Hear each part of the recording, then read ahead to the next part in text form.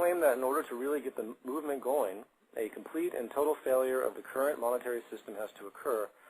I am fully aware that this is already beginning to happen, but should we attempt to contribute to the collapse? Well, first of all, I don't think I ever stated that a complete and total failure was necessary, in some definitive manner. First of all, there's no such thing as a complete and total failure. The bankers will pick up the pieces of this particular problem. It's just going to take them a long time. They can resurrect the system again. Why? Because it's all a big game. They can rig it again. They can change the math.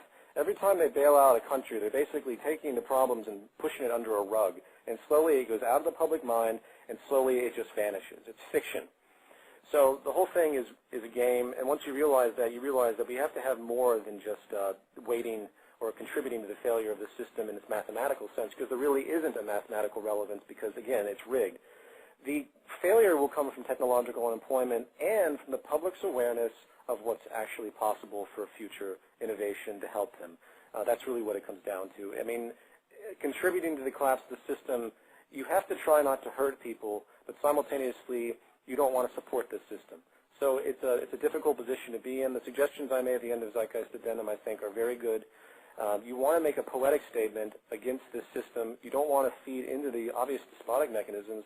I really hope no one out there knows anybody in the military, and if you do, please work to get them out of the military, especially in America. Things like this. Don't support the system. That's really what I can say about that. And that's going to contribute to the collapse invariably because this whole thing is built on a fantasy and faith. So that when people stop having faith in the system, the house of cards will fall.